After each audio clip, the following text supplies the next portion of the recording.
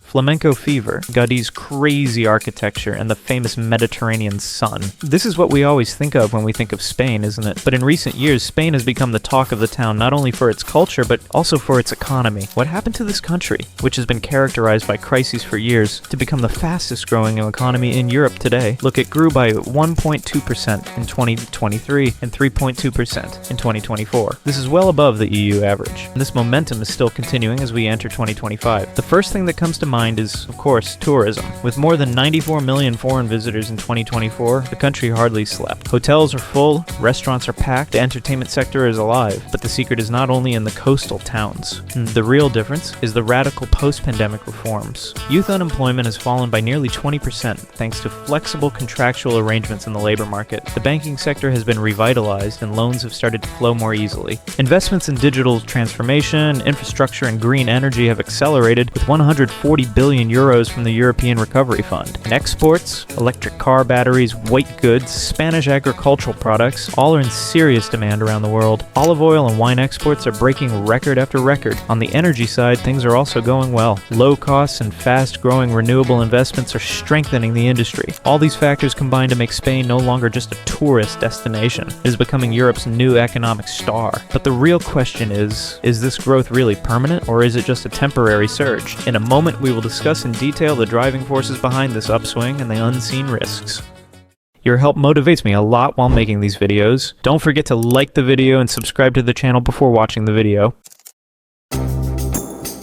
In 2023, the country received 85 million tourists, and the equivalent of this, a huge 108 billion euros in revenue. In other words, almost 12.3% of the country's economy was fed by tourism alone, but this giant boom is not a coincidence. The first reason, Spain's quick reflex after the pandemic. Before summer 2022, it became one of the fastest opening countries in Europe. Flights were rescheduled, infrastructures were strengthened, and it happened. The planes are full, the hotels are packed, the streets are lively. In second place is the variety of services. Not just sea sand sun, art routes in Barcelona, gastronomy tours in Andalusia, conferences and festivals in Madrid, and a wide range from health tourism to visa programs for digital nomads. In short, the season is no longer limited to summer. Tourists are flowing in for 12 months of the year. But how has this growth been financed? Answer: public-private partnership. With funds from Europe, 21.2 billion euros were transferred to hotels, restaurants, and cruise ports. Taxes were reduced, digital systems were installed, reservations were optimized with artificial intelligence. The result? An efficient, fast, and modern service sector. And of course, the heart of this industry: manpower. From 2021 to 2024, employment in the service sector increased by 6.3%, and an army of young, multilingual, educated workers. This has helped keep prices reasonable and service quality high. But details and all is not rosy. Overcrowding has kept a strain on infrastructure in some areas. Housing prices have skyrocketed, raising the cost of living for locals. And the huge energy brought by tourism has also brought environmental problems. Water consumption, waste management, sustainability discussions are now at the center of the agenda. Yet one thing is clear: this growth is not just tourism. It has come with regional development,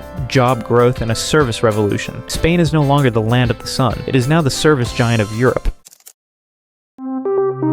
Spain is on the world stage not only with tourists, but also with cargo ships. In 2024, export revenues exceeded 432 billion euros. This is not just a record. It signals a radical change in the economic structure.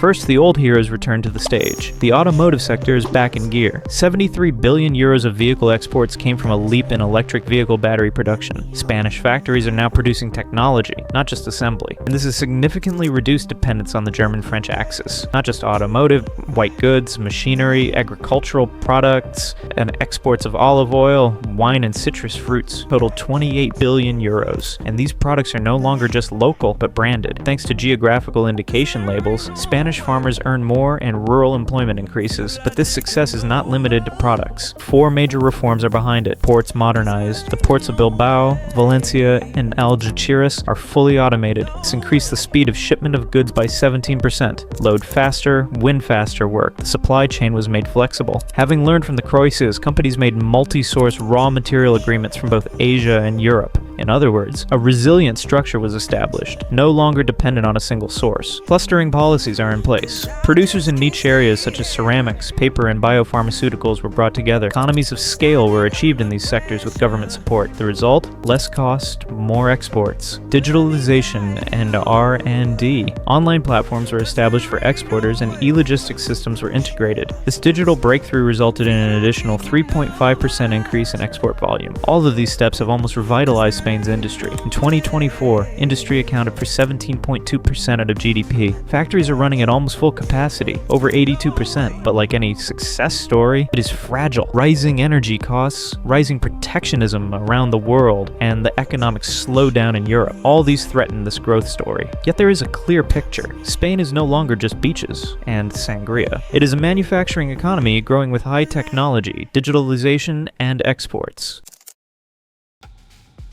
Spain is taking bold steps in digitalization and green transformation, but the big test is the labor market. By the end of 2024, the unemployment rate dropped to 11.7%. Sounds good, right? But youth unemployment is still over 26%, and this is what we call the double speed problem. While young people continue to be unemployed, on the other hand, the labor market is moving at two speeds. First problem, the dual labor model, permanent contracted workers on the one hand, and low-paid temporary workers on the other. Temporary contracts account for 78% of the recent employment growth. This means that many people are standing on uncertain ground when they say, okay, I found a job. Precarity affects consumption expenditures. The economy fluctuates. Citizens who are hopeful about a new job opportunity hesitate. Is a new crisis coming? Demography is another problem. In 2023, 20.1% of the population was over 65. The birth rate remained at a low level of 1.2. This aging population both increases social expenditures and triggers the migration of young people abroad. Although the number of migrant workers is increasing, the qualified labor gap cannot be closed due to integration problems. The third issue, labor reforms remain unfinished. The 2012 Flexicurity law made it easier to fire, but weakened workers' job security. In 2023, the government encouraged fixed-wage contracts, but bureaucratic hurdles make it difficult for SMEs to hire new staff. Still, there is hope. In the 2025 budget, the allocation for vocational training and apprenticeship programs was increased by 18%, and thanks to the One Digital Job platform, job advertisements reach candidates faster. But this fact should not be forgotten. If these mismatches persist, this labor market rift will jeopardize Spain's ambitions for sustainable growth. Industrial factories and digital startups will not be able to find the skilled workers they need. Spain's growth story is destined to stall if these problems are not addressed.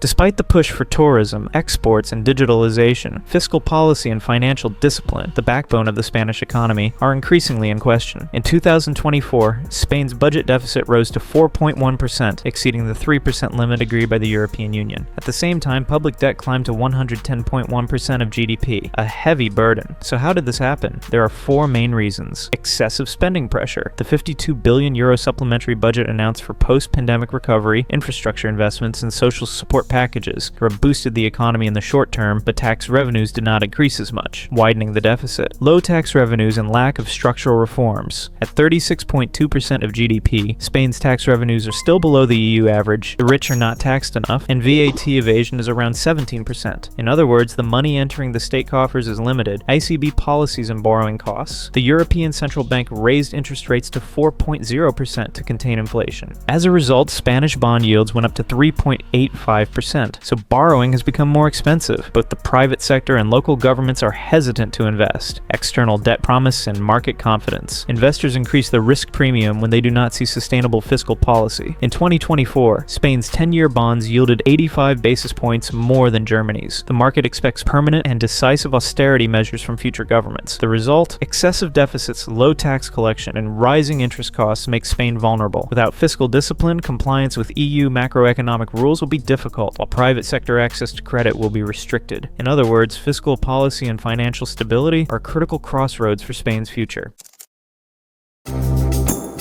Spain. Once upon a time, it was known only as the Pearl of the Mediterranean, with its olive trees and magnificent beaches. But today, it is also being labeled Europe's rising economy. GDP growth of 2.5 to 3% in 2023 and 2024. A multifaceted momentum ranging from tourism to exports, from digitalization to green energy. When all this comes together, it is a true success story. Of course, with every success comes risks. The fluctuations in tourism revenues reminded us of the fragility of the one onion model, that is, the extreme unidirectional growth model. Digital and green transformation projects may stumble due to heavy bureaucracy and lack of qualified labor. Without fiscal discipline, the public debt to GDP ratio will become unsustainable. But Spain also has a great opportunity, combining low-cost renewable energy with digital infrastructure to make its industry more competitive, to accelerate rural development by directing EU funds to fast and strategic projects, and investing in young people and immigrants to close the labor gap and train the professionals of the future. These are the steps that will make Spain one of the most dynamic economies in Europe in the long term. When the next global shock comes, they will no longer just hold on, it will spread its wings in front of the wind. Do you think Spain will be able to achieve this great transformation? Don't forget to share your thoughts in the comments. I'm really curious. If you liked the video, don't forget to subscribe to the channel and turn on the notification bell. See you in the next deep analysis.